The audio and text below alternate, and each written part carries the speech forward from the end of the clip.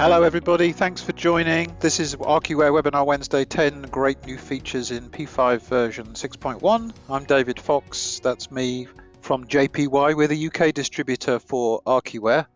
And with me this evening, or this morning, depending on where you are, is Josef Doods from Archiware, CEO of Archiware. Hi Joseph. Hi David, hi everybody, welcome for me also. Yeah, welcome all. So Joseph's going to join me for the Q&A session at the end, a little bit more about that in a sec. Title of this webinar, Webinar Wednesday, 10 great new features in version 6.1. That's the version that was released back in January. So this is the second iteration of this webinar. We did one about a month ago. And the general idea is that we're going to show you a load of content, but we're really keen on taking your questions at the end of the webinar.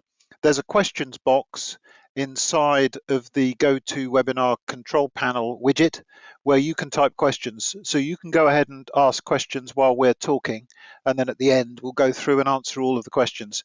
We're interested in knowing things like, do you find the new features that we've added in this version are meeting what you need, your needs? How are you with LTFS? Have you been using it? Have you been not using it, but you're going to start now that P5 Archive supports it? Where are you with your moving from tape maybe to cloud storage for archiving? So we're really interested in feedback as well as direct questions relating to the content that you're going to be seeing. So be sure to type your questions in.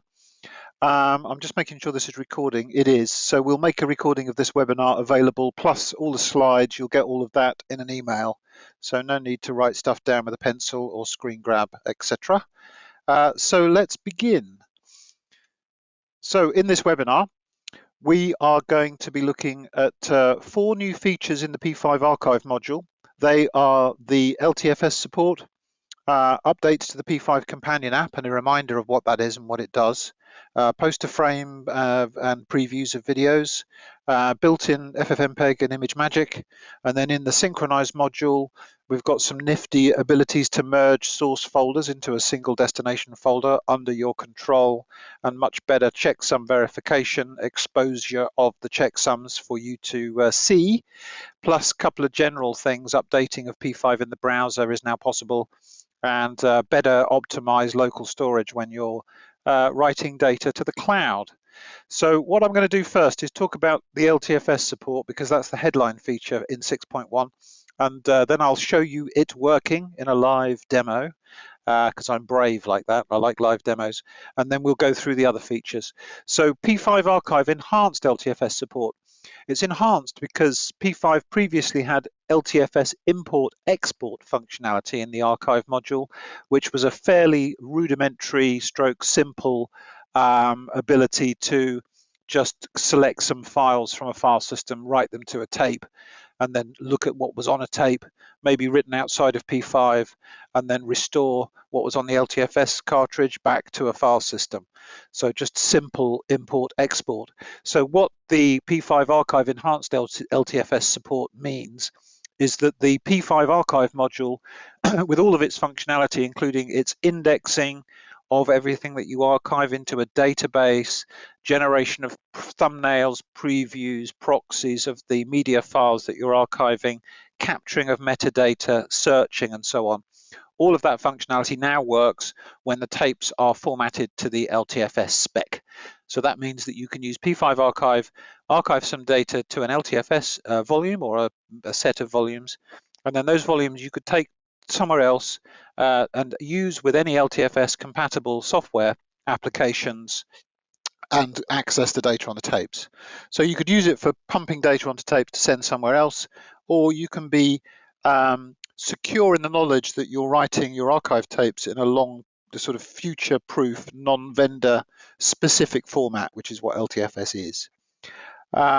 So the way that this is working with the archive module is first that, as you know, if you're already a P5 Archive user, we have a concept of a pool, which is a container for storage, which you first create before you start using any tapes. So you can now create that pool and choose between the P5 native, which is the default and is the same as what was available up to now, everybody's been using P5 native tapes up to now, or you can choose LTFS. And then when you start labeling tapes, either in your tape library or in your standalone tape drive, those tapes will be labeled as LTFS tapes with the 2 partitions set up, and then they will be readable by any LTFS compatible software, including P5 Archive. So what's the difference between a P5 native formatted LTO tape and an LTFS tape? Well, there are a few things that are only possible when you stick with the native format, but then a few things that are not possible, and a few things that will change over time with future releases. So if we just go down the top 5 items on the list, these are things that you can do with both types of tape. So we support single drives and libraries for both types.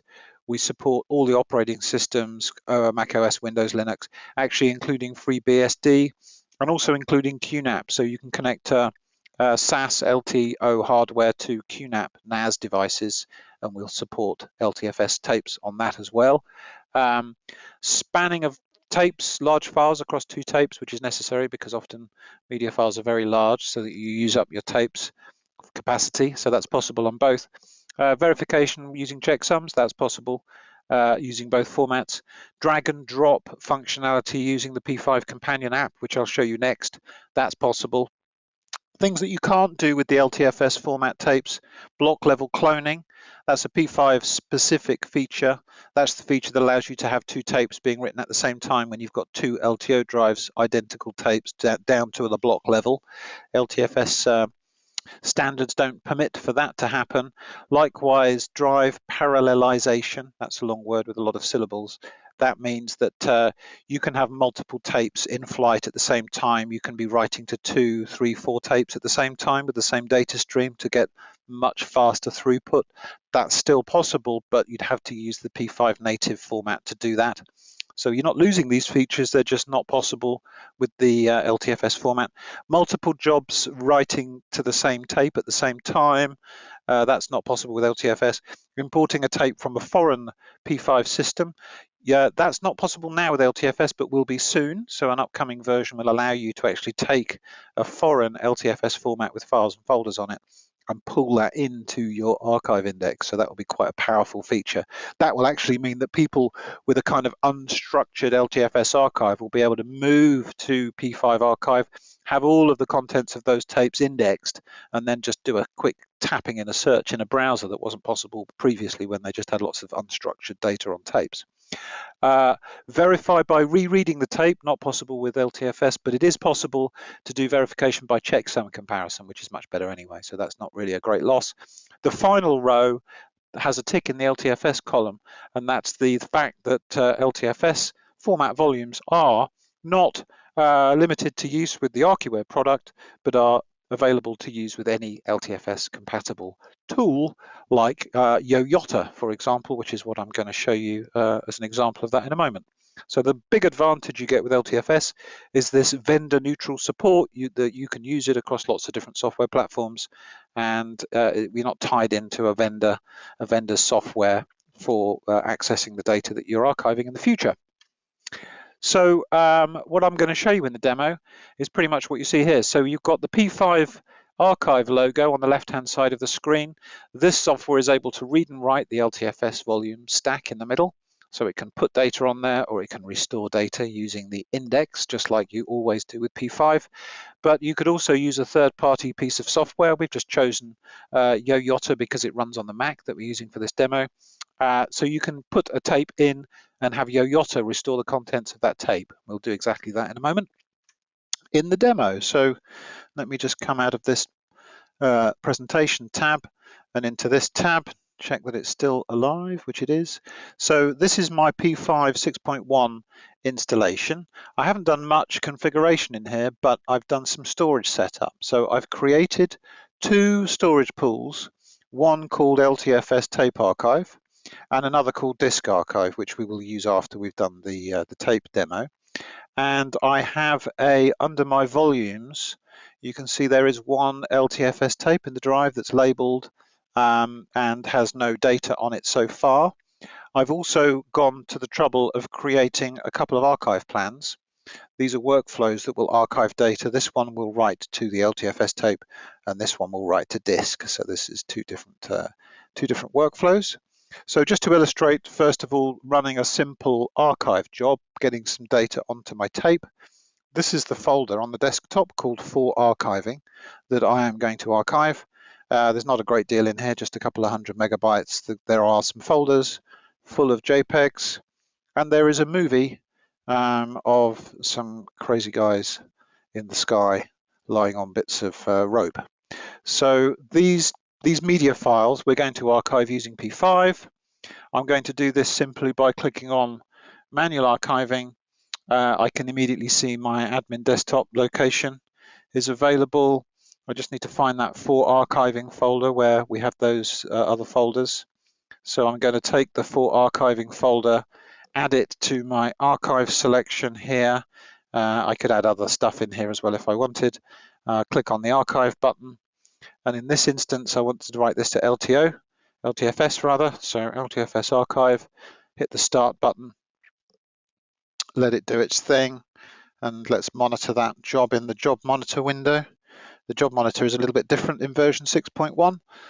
It now has 3 sections. It has queued jobs at the top for things which are going to run according to a scheduler, like the backup that's running at 1 in the morning. And then we have the running job in the middle, which you can see is moving the tape to the end of the data and has already started writing. These sections are collapsible, so I can get rid of my queued jobs and have a bit more space for running jobs. And when the job finishes, it will pop down to the bottom.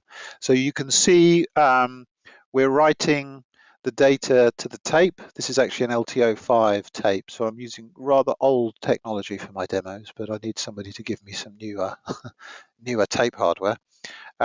So this is all fairly quick. We're now unmounting the pool, and everything that's been written to the tape goes into P5's index. So those of you that are familiar with P5 know that we generate what are called clips, which are previews, thumbnails of the files that we've archived, and then everything is browsable in a single database. So if I go back to my main Archiware window here, under the Restore tab, I can go browse into my archive. I can have as many indexes as I need, but we just got one for this demo.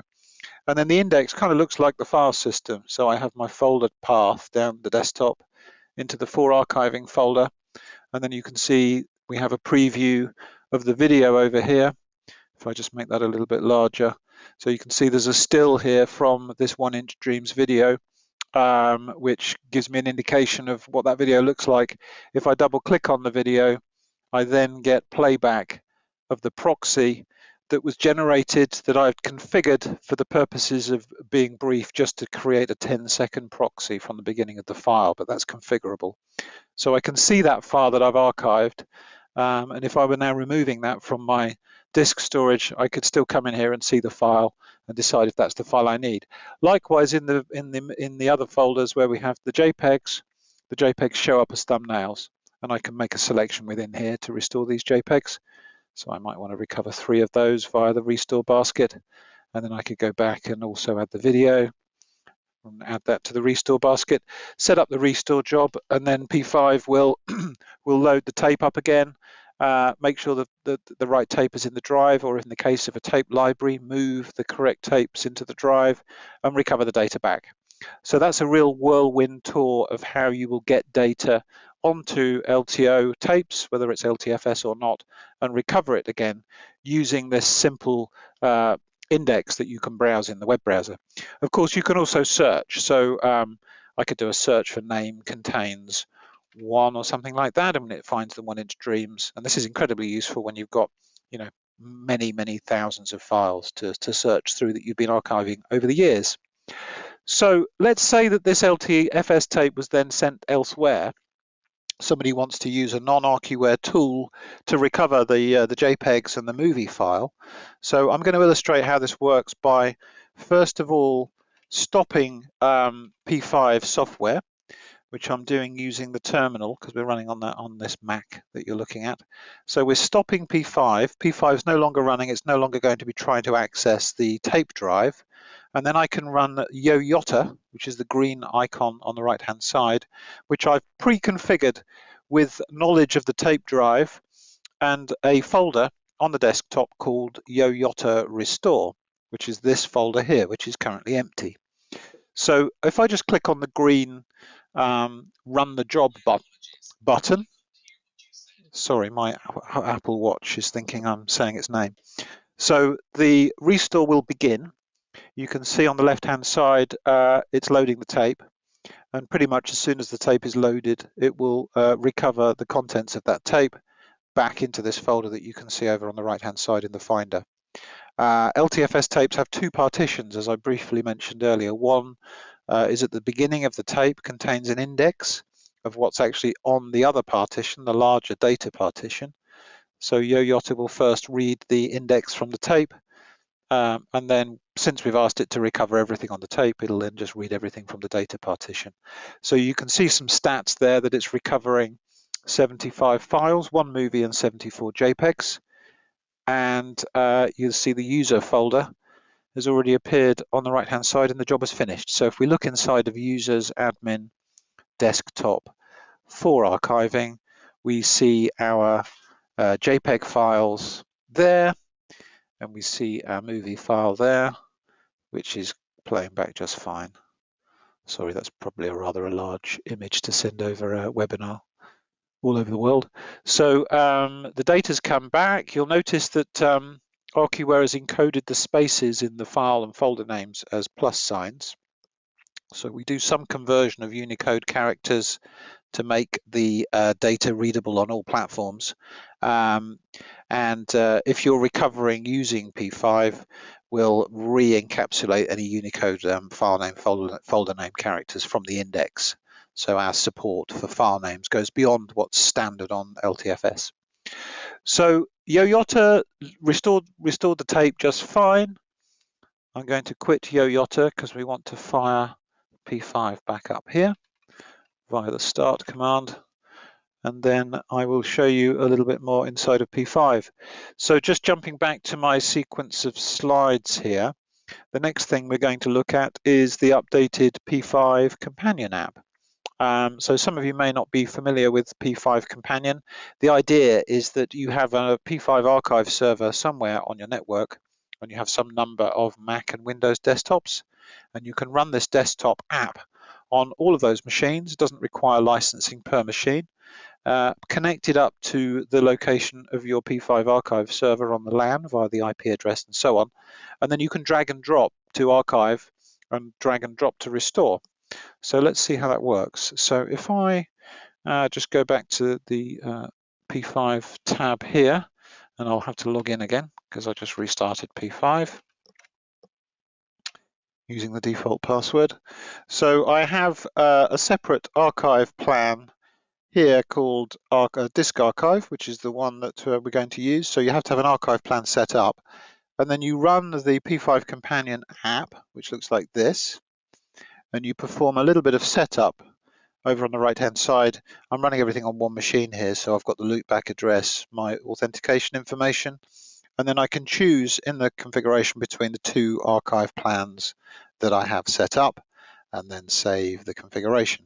So it will now use this disk archive, which is going to archive to some disk storage, so it'll be very quick versus using the tape. So if we just run through the basics of this, if we take the for archiving folder where we have some data to archive, if I take these JPEG files in the biking folder, or indeed if we just grab the biking folder and drag it into the archive tab of the P5 companion app, and then I could, if I wanted to, also add the movie file. When I've decided that this is all I need to archive right now, I hit the next button. If I want to type in some metadata that I'll be able to search on later, and I do that at this stage, and then we hit the archive button. And now the companion app switches to the middle tab, which is a monitor, much like the monitor window in the browser, shows me what's going on. So I can see progress, write speeds, whether or not we're writing data or generating those clip thumbnail files, which is what's happening now, and the job has finished. So what you'll notice on the file system is that I've configured this archive plan to replace the original files. So this was the movie file, and these were the JPEG files, with P5 companion stub files. So these are tiny files, which are maybe 100 kilobytes, something like that. Not even kilobytes, actually 102 bytes, which are just simple pointers for P5's index so that it knows where the original file resides in the database so it can be restored. So if I want to restore something using the companion app, it's simply a case of dragging and dropping the P5C files into this interface. And the beauty here is that I can access the information in the index. So I can see a playback of the proxy that we generated. I can see any metadata that we captured for that file. And if I'm satisfied this is the file I was looking for, I can simply restore via the restore button, which, because this is a disk-based archive, you'll see happens pretty quick. So there's the movie file has come back, and the stub file also remains there so that you can maybe recover another fresh version of that file should you need to. Same thing goes for the biking P5C files. We can drag those in to the restore tab like so. The previews for these files are all visible in this interface if we want to see them, and the restore button will pull back the originals from the archive just like that. And we could have been archiving to cloud, to tapes in a library, standalone drive, any kind of disk storage. We're completely agnostic when it comes to the different target storages that you can use to archive to, but it would work just the same in the archive app regardless of the target storage that you're using. So the archive app has been refreshed for version 6.1. We now have version 1.1 of P5 Companion. The interface is tidied up. The tabbed interface is kind of more intuitive. We're supporting dragging in files from different places. There's just a lot of tidied up and better functionality in there.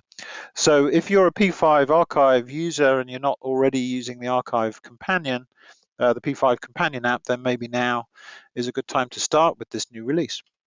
So I think that is the no, there's a couple more slides about archive. So yeah, we have the poster frame for video previews that is new in version 6.1.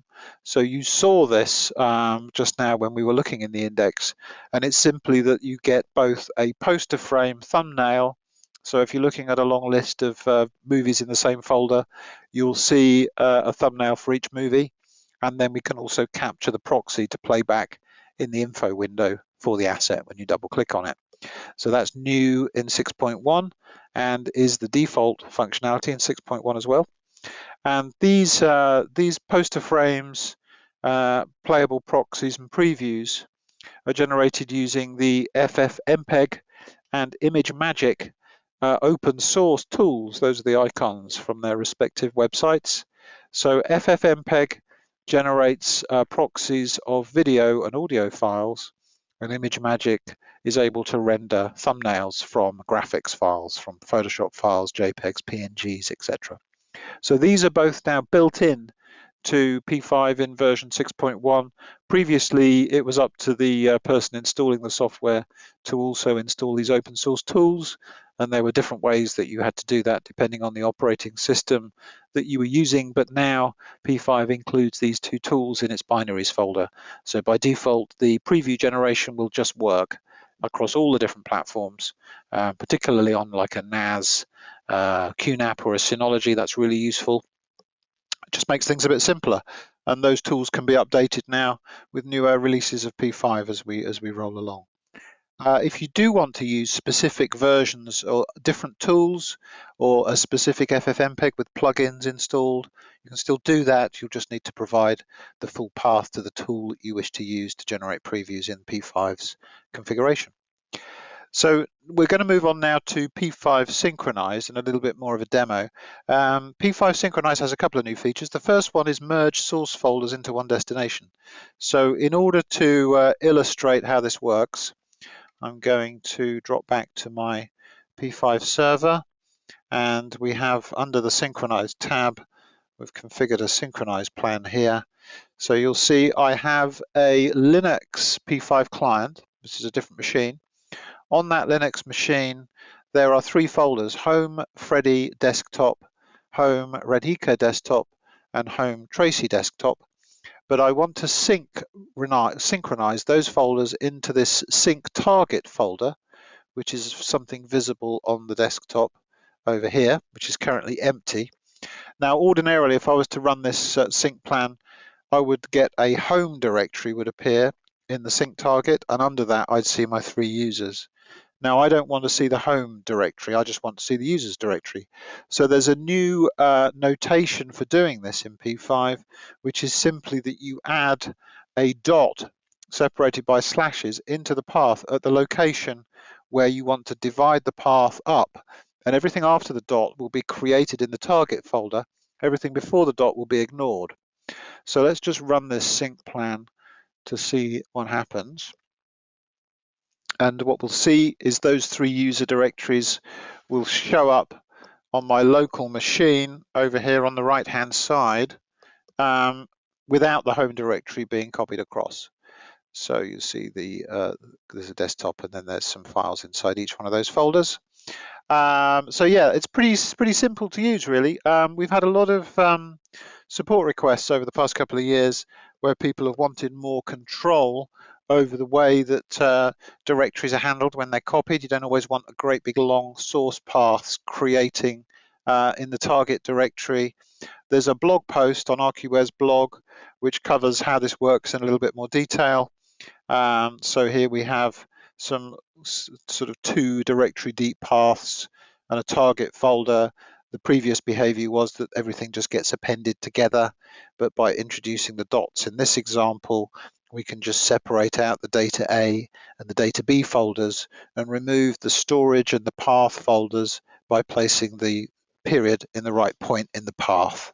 So there's no special UI needed to do this. You just need to edit the path here and introduce the dot at the relevant point in the path. There's some possibilities here for things colliding and conflicting, so you have to just make sure that you get everything correctly set up. But yeah, that's one of the new features in 6.1 Synchronize module. The other new feature has to do with the generation of hashes for checksums for verification of data as it's being copied.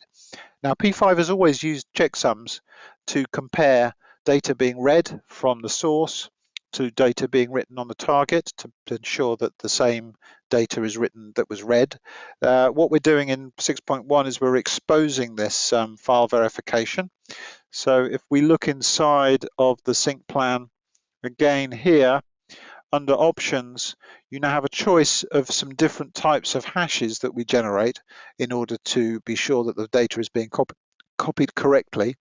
And what we're doing is we're exposing, as well as comparing those hashes on the read and written data, we also write the hash into an extended attribute in the file itself so that you can then go look at that and maybe compare that via a script or have some kind of workflow that's making use of those extended attributes. So for example, if we take this JPEG that I've got highlighted here and I flick to my terminal window, there's a command XATTR on the Mac, and if we do a list -L, so this will basically show us all the extended attributes that are attached to that file, you'll see that there is a Archiware checksum attribute with this name, and this is the actual checksum. And you'll have seen in the configuration for the sync plan, it's as an SHA 256-bit checksum. So this is now embedded in the file. And if I regenerate the checksum for that file, which I can do using sharsum -A 256 and then the file name again. Whoops, didn't quite get that right. I think I moved it there, so let's try that one. So if we do that, you'll see that that generates the checksum again. Then you can see that this long string here matches this long string, indicating that that is correctly the checksum. So I could go to the source machine and I could generate the same checksum and I would see the same thing. So yeah, we're just giving a choice of checksums for verification and exposing those checksums as extended attributes in the file, Again, we have various customers that needed this to go to in their workflow. There's a lot of pressure on kind of data wranglers in media these days to ensure that data is valid and verified and checksummed, because obviously it costs a lot of money to shoot a film, take some footage with a camera, and so those files need to be tracked through a workflow, checksums generated and compared all the time to make sure that none of the bits are getting rotten. So that's the Synchronize. So the final couple of features before we go to our final Q&A is we now have the ability to update P5 in the browser. This applies to macOS and Linux installations. Windows and the NAS devices have kind of App Store databases in them that require that the operating system knows about all the software installed, which means that you would have to run a Windows MSI type installer on a Windows PC server to update P5. But for the Linux style operating systems, including macOS, you can now do that directly in the P5 menu. Over here, we have this software update. I'm running a current version, so it's not going to work for me, but if I check for updates, it goes back, pings Archiware's servers, and will allow you to install the next version when it comes out. So that's the software update, really simple. You need to make sure there are no jobs running. You may want to make a backup of your P5 configuration and indexes, just in case the unlikely event anything goes wrong.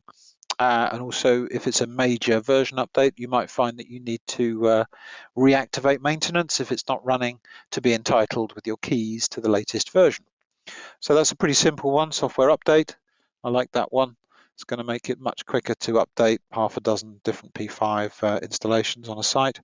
And we also have some optimized volume management. There's no UI to show for this, but what this means is that when writing backup and archive data to cloud storage, whether that be Amazon Web Services, Backblaze, Azure, Google, etc., the requirement that P5 needs to have a certain amount of local disk space available for preparation of data when uploading to the cloud buckets, and also when restoring from those buckets in order to reassemble files from the objects that we've stored in the cloud.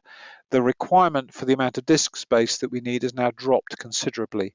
So you now just need some tens of gigabytes tops of local disk cache storage, as opposed to maybe if you're writing a lot of data to the cloud, it was the case that you may need maybe a terabyte of storage. So this has dropped dramatically, so it makes it much easier for people to spec a machine that's going to be archiving to the cloud, because you don't need much local storage anymore. And 6.2 will sort of further enhance and make that storage configuration even easier to use. So that's the end of my demo presentation of the new features. Always remember that you can download P5 from this URL, and via your portal account you can access a 30-day trial and evaluation license. So if anybody watching is curious to maybe install P5 on one of the supported platforms, that's Mac, Windows, Linux, FreeBSD, Synology, QNAP, and others, Amazon Web Services, EC2, then you can do that. You can have a play with the software. You can have a fully functional, unrestricted trial, and always download the latest version. So let's move on to a Q&A session. We are interested in feedback, both to what you saw today and just generally how you're using P5. So I'm going to have a look in the questions section to see if anybody is asking anything. So yeah, we have a few different questions, and please continue to type stuff in if anything is troubling you. So question from Felix, let me just work through that. And Joseph, you're around to help me with the techie answers, I hope. Joseph, are you still there? Yes, David, I'm here. Excellent. So Felix Okay. is asking us, for tapes in an existing archive pool that already have data, can I copy that data or evacuate that data or migrate that data to LTFS tapes? Now, I think I know the answer to this, but Joseph, I'll let you answer this one. This is done by our data mover, which is a project which we are currently implementing. So this will take another half a year or maybe 8 months before we are releasing this. So this gives the user the possibility to move between the different storages to move the data around. So then you can select data inside of your index. This is not any longer volume based, so you can choose exactly what kind of data you like to move from one storage to another storage. And this is part of the overnext version. So this will come, I think, end of the year. So for the time being, it is always, of course, possible to restore data that is on the existing tapes back to disk and then re-archive that back to LTFS. So it's not impossible. It's just a little bit long-winded, maybe. And Archiware's data mover will allow you to make a selection of data that you already archived and then point to a new pool. So that could be an LTFS pool. It could be a cloud Amazon S3 pool. Then it will basically read the data from the original media and write to the target. You can copy or move them. You can copy, move, or clone them. So the 3 different options are possible then. That would require 2 physical LTFS drives, Joseph, would it, to read from a tape and to migrate to another tape? It happens at this. If you like to migrate direct. So if you like to do it direct from one tape to another tape, then you sure need 2 tape drives. Okay, but you would be able to migrate from a tape to a disk, and then from a disk to a tape to Okay, so that answers your question, I think, Felix. But if there's more you need to know, type more questions in. So question from Brian. Hi, Brian. What does LTFS archive do if large files need to span across the end of one tape to another using a standalone drive? Okay, so I'll try and answer this, Joseph, and then you can add more. So Archiware does the same thing with P5 archive with the native Archiware tape format or LTFS, in that we will detect when the end of the tape is coming soon and make a decision as to whether we can finish writing a file or need to span. If we span, then we stop writing blocks on the one tape. We start writing the next tape and continue with the same file. If you are restoring that file using the P5 software, then everything is done automatically. The file is joined when you restore. We read from both tapes and we write a single file. If you were using Yoyota, for example, you would need to restore the 2 parts of the file, one from the 2 tapes, and then there will be a very simple command that will just concatenate the 2 files together to make the single file again. And I think that's done just with a simple shell command or Windows command, Joseph? I never thought about this because this is not our problem. So we are taking care about the archive process and the restore process, and everything fits together perfectly, like with our own format. And this is also guaranteed with LTFS. So we are archiving and restoring the entire files. If we would not allow to span over more than one tape, then we are losing, or the customer will lose a lot of tape space. Because then the last 30, 40, 50 gigs are not used because the file will not fit on it. So this is a useful feature, and that's the reason why we implemented it. But if somebody archives data with the intention of sending the tapes to another location where they do not have Archiware P5, but they have... Then you should use maybe the LTFS exchange, what we also offer as part of our application, because this is then the better product, because then you have the option to write foreign tapes for sending them for distribution requirements, to share them to other places. This is maybe then the better solution than to work with the archive solution, because archiving means we are putting this as our own indexing system, and we keep this tape then inside of the database. But if you send this tape outside, it's maybe better that to use LTFS Exchange, because then we are not indexing it. Yeah, okay. But you can write a tape, as I did in the demo, using Archive and read it externally.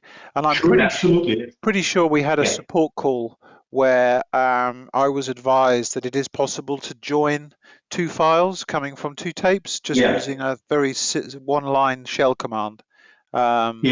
So you can use the cat command to concatenate. Yeah, so that still works. So we'll have to put a tech info up on the website, I think, just to explain how to do that. Yeah. So yeah, thanks for that question, Brian. That was a good question. So Steve is asking, what happens when the user reorganizes the stub files? Good question. If the stub files don't need to remain in their original locations, so I could pick up these stub files here and I can put them somewhere different, even on a server. The companion app doesn't mind where they're located. It just looks in the file, which is actually just a text file, and looks up the contents of that text file's index. There's a pointer to the index and it looks it up. So the files are entirely portable. You could put them on a removable disk, you could put them on a server. It doesn't matter, they'll still work. They'll still work just the same. Thanks for the question, Steve. Dan, thanks for your question. With CentOS going away, yeah, isn't it? What preferred Linux distro does Archiware prefer? What would you say, Joseph? SUSE is a popular. Personally, you have to choose one because you cannot know everything. And I choose Ubuntu. But there is no reason why I choose it for years ago, but I choose it. And this is my favorite Linux operating system. But everybody has its own, I know Sven from support is SUSE, and other ones are using Red Hat. So there is not really a system what has advantages over the other ones. So yeah, I personally have always preferred CentOS, so I'm kind of being hurt by the way things are going with CentOS. But I mean, I think the main thing to say is that Archiware supports all of the Linux distributions. So whichever one you decide to go with, you're going to be okay, and you can migrate your P5 running live installation very easily between Linux, one Linux and another, or even going to Windows or to a Mac. So yeah, I mean, I think it will come out as to which Linux distribution CentOS people end up preferring as a whole, and move to, and P5 will support that Linux distribution, whatever it might be. But yeah, there's a lot of emotion behind people's choice of Linux distribution sometimes. So maybe the less we say, the better. But thanks for the question, Dan. David, the thing is that we are not related to Linux, we are related to the kernel. So for us, it really doesn't matter what kind of distribution it is.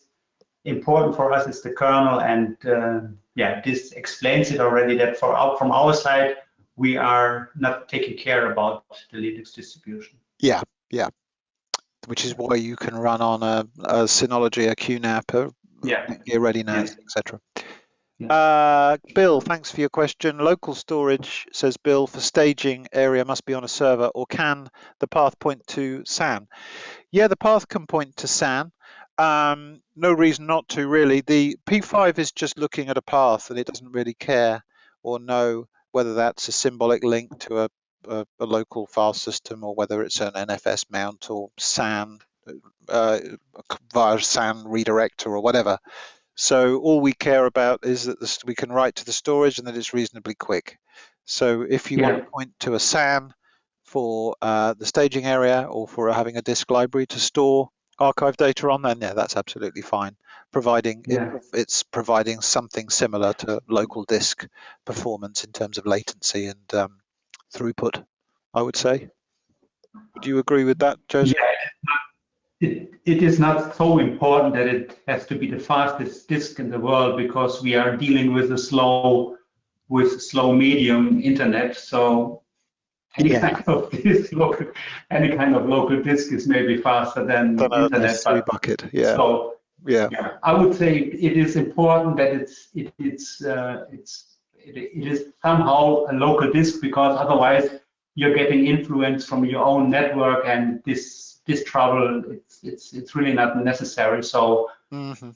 I would choose a local disk, or Ixan is a local disk, so Ixan is also fine. Or indeed any SAN if you're not running on a Mac. Yeah, true. Yeah. SAN or Ixan, it doesn't matter. Xan is getting a bit old these days, I think. Yeah, true. Sorry. Yeah. I'm old, yeah. Showing your age. Tim asks, is there a new way to manage customized volume views under media management?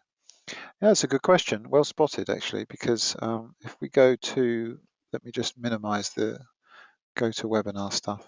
So if I go and look at the volume list, one of the new things that I've noticed in P5 6.1 is that you now create a tab per pool. So I have 3 volumes across 2 different pools. One of those pools is called Disk Archive. The other one is called LTFS Tape Archive. Now, previously, Joseph, you could create tabs and add a filter to the tabs. So now it seems that you are managing the tab automatically. Yeah. So now you're kind of restricted to having a tab per pool, but I think most customers use the tab customization query thing to do this anyway. So yeah, so this is different, but it's done kind of so that more people get the benefit, because I think a lot of people didn't know that this tabbing of these lists was possible. Are there any other of these lists that have changed like this, Joseph, or is it just the volume list? You will find also one in pool. You get also 2 tabs in pool. In pool. Oh yeah. So you get one, because you only have archive, so but you get a tab for archive and you get a tab for backup. For backup, yeah, I just have no backup pools. And in the coming version in 6.2, yeah, we arrange a lot of things inside there from the management side. We are organizing more with tabs, so that the customer or the user with a larger data setup gets better structures, more help inside of the configuration. So we are investing there more than we did already in 6.1. Okay. So you can still actually make a filter, can't you? So I'm just looking here. So if I wanted to make a filter based on volumes that had a text of appendable, they're all appendable though, but yeah, you can still make a custom filter, but it will show up in the volumes tab. It doesn't go into its own. You can't create your own tabs. So I think that's answered the question. So yeah, hopefully that's okay with you, Tim. If not, let us know. William seems to have asked 2 things. First one, regarding archive data, is there a way to simulate writing the archive data to 2 separate cloud services? So currently, or maybe the next bit of the question adds on, similar to writing to 2 LTOs. So I guess you're talking about cloning to 2 LTO tapes, which is possible using the P5 native tape format. Is there a way to write to 2 cloud services? So no, there isn't, but I think I'm right in saying that the data mover functionality, which is the big new feature coming later this year, will allow you to first archive to your Amazon S3, let's say, bucket, and then run a data mover job, which will take everything that you just archived to Amazon S3 and archive it to Backblaze. Yeah. So you'll be able to do that. It won't be a simulation though. So the question specified, is there a way to simulate writing the archive data to 2 separate cloud services? So I don't think there'll be any simulation possible, but maybe you want to elaborate on why you want to do a simulation. If you ask another question, I'll come to that in a moment. Bill says, is the maximum preview size, is preview maximum size still in effect? Clips used to alternatively with previews. Clips is used alternative with previews in the docs. Yeah, there is a bit of a multiple words for the same thing. Joseph, you must fix that. This isn't the case in the manual. Will that be unified at some point? So this, I think there's two questions there. So yes, we should unify and just call it previews or clips to avoid people struggling to understand what the difference is. And the other question was, is preview maximum size still in effect? Well, yes, because if I go to, spent too long talking, got to log back in. That's easy because I never changed the password. So if I go to the archive plan where we will set up the preview generation, so if we look at the LTFS archive, for example, and previews, and we're looking at the still image previews, then I'm assuming you mean this, where the maximum resolution that the previews, well, the resolution that the previews are generated at is specified here. So I don't think I quite understand the question. So you said, is preview maximum size still in effect? So you'll have to elaborate, Bill, unless you've got an idea, Joseph, of what the question is asking. Maybe he likes a bigger range. I don't know. Yeah, maybe. Let us know, Bill. Eric, my question is related to the backup module, which we haven't really covered in today's presentation. Our team was wanting to move to Glacier Vault by way of a Snowball appliance. We were told this feature was coming. Is that still true? Today, the only option we have is a Snowball appliance and moving to a standard S3 bucket, but not to Glacier Vault. Joseph, do you want to say a little bit about the Glacier support in 1? Glacier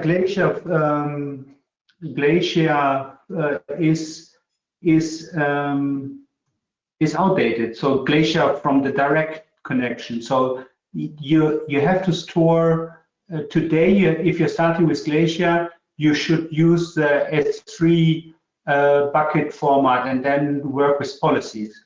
So we will change, or we will allow Glacier, because people archive already with Glacier. But in the future, if somebody likes to configure something with Glacier or with Deep Archive, then he has to configure this over the S3 bucket, and there he has to choose then the storage class Glacier or Glacier Archive. And then from the bucket, everything is coordinated then as with these different policies, with these different storage classes. So this is the way that we are dealing in the future with these classes, because Amazon moved this direct Glacier as legacy. So this is already since 2018. It's already in legacy mode, and normally nobody should use it or should code any longer on this format on a direct way. Yeah, because the problem is that when software like P5 needs to access data in Glacier, it has to trigger the accessing the data and then wait potentially 24 hours before the data becomes available. So it's very difficult for software to manage but this. But David, this will not change. So this will also be in the future. But in 6.2, we have invested a lot of coding insight to improve this process better. We are then communicating with the bucket server on Amazon on a direct level, and we send all the things which we like to restore. We send this restore upfront, and so if we need an example, 20 or 30 container with different sizes from the bucket back, then we send this restore command upfront, so everything will be prepared then for restoring from P5 archive in the same time. So if you, in example, if the restore time is 12 hours, then everything will be on place after 12 hours. And currently, we would spawn this process by X time, this retention time. So this could really a very, very long time if you like to restore something from Glacier. Yeah. And that's the reason that we reprogram everything, and we are now restoring everything in parallel. So this gets really speed up in the future, and this will improve this glacier support much more. Okay. Thanks for clarifying. Yeah. So with the current version, you should use the policies within the S3 bucket to move data back to the Glacier storage, and then prior to needing to recover it using P5, recover the data back from Glacier back to an S3 bucket. So the data is where P5 originally stored it. I think that's correct in saying, is it, Joseph? And then you'll be able to use Glacier in that fashion. Currently in the current version of P5, the Glacier, the most people that are using Glacier is to the direct interface to Glacier, and the storage class inside of P5 is not open for Glacier. So Okay. currently you cannot choose inside of P5 a storage class Glacier.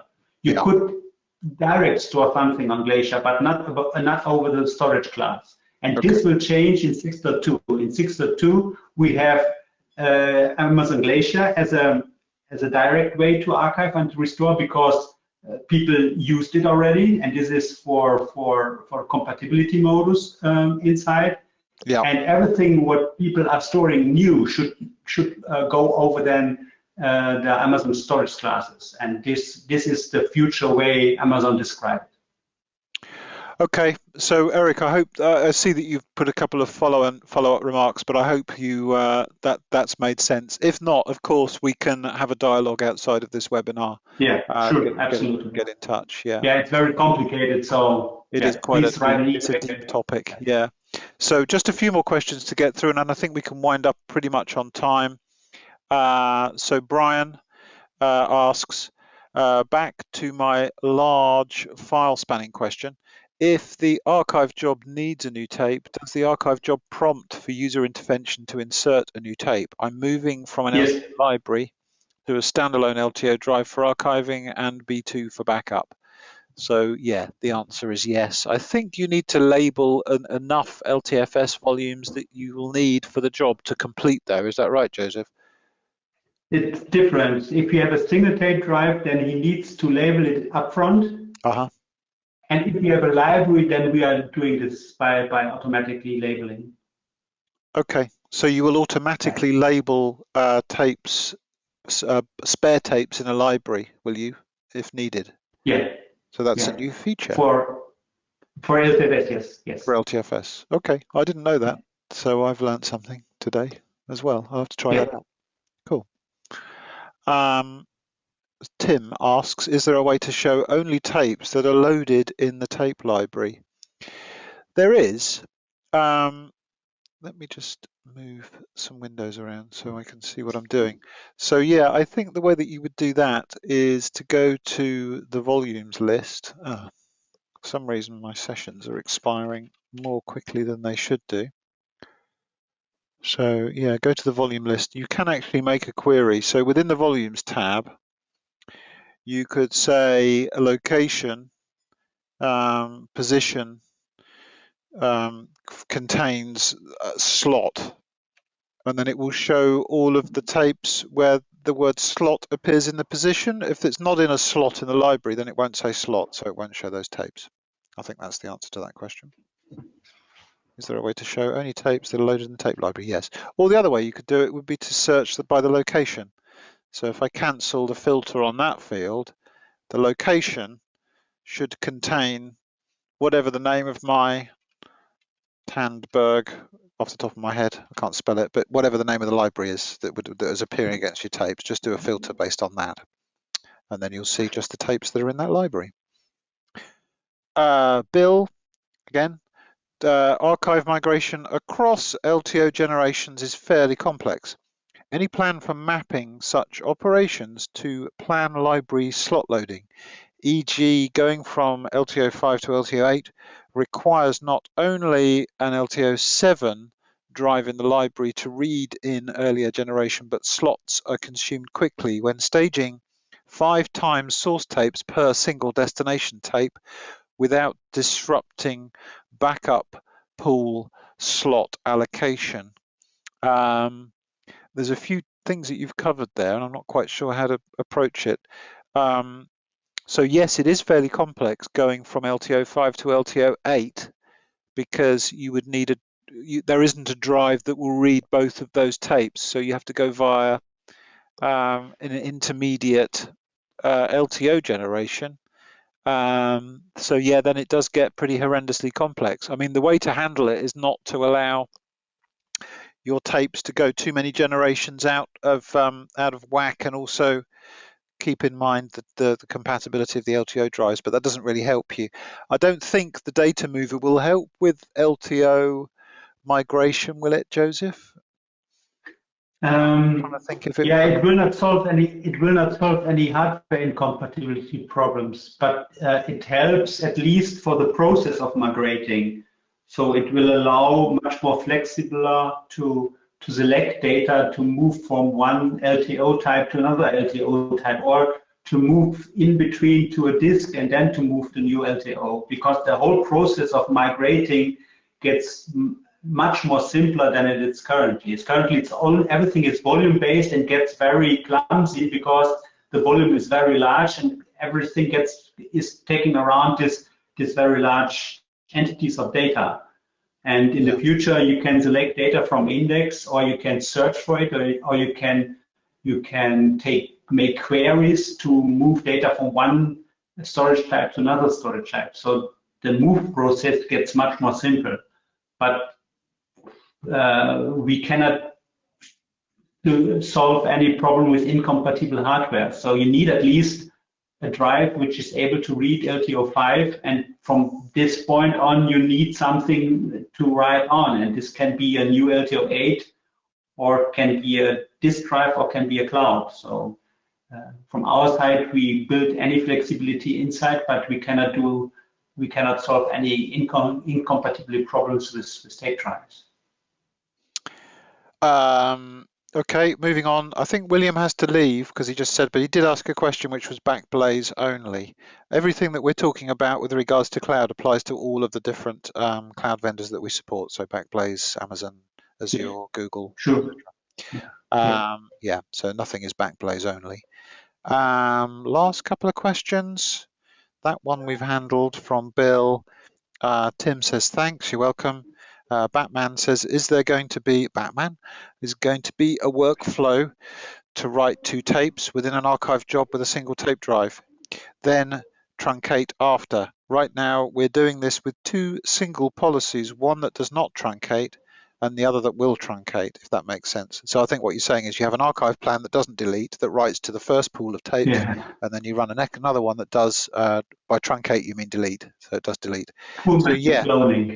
This gets much simpler with the data mover, because the data mover will not require that you run the second archive job, but then you can't delete the files off the file system. I'm not quite sure what to recommend. You can do what you do now, but obviously you'd like to do something simpler. The data mover will allow you to say, make a selection on the index, like everything that I archived this week to these LTO tapes, write that data again to a different pool of tapes, but then you would need to still have 2 drives to read the original tapes if you've deleted again, we the data. Cannot solve hardware limitations. Yeah, so I mean, you'll be able to do more or less whatever your hardware limits you to with when the data mover exists. You'll have more options, but you're more or less, without having 2 drives, you're more or less stuck with a slightly more complicated workflow. But thanks for the question. Bill, just I think clarifying his earlier question, video clip preview, I'm going to talk fast because it's gone the hour. Video clip preview maximum size 125 megabytes, HEVC. Oh, okay, so there's a maximum size that you can render video clip previews to, which is 125 megabytes.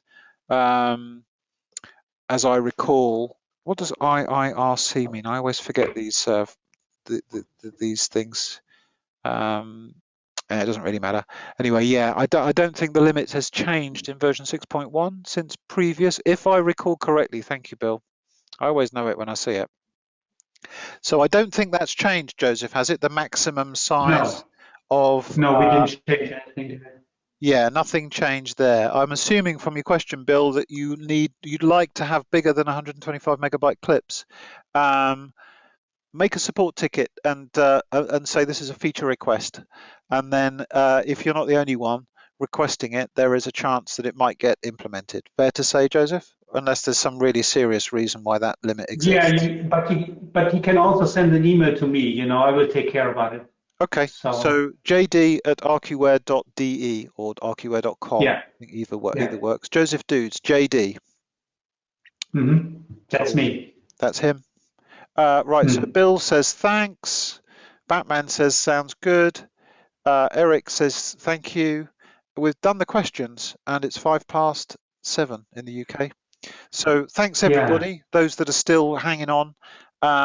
Thanks ever so much for attending. Thank you, Joseph. I think that was a really good Q&A. Thank you, David. Thank you, everybody. Yeah, we'll stick this video up online for enjoyment by the world. And yeah, go and have your lunch or your tea.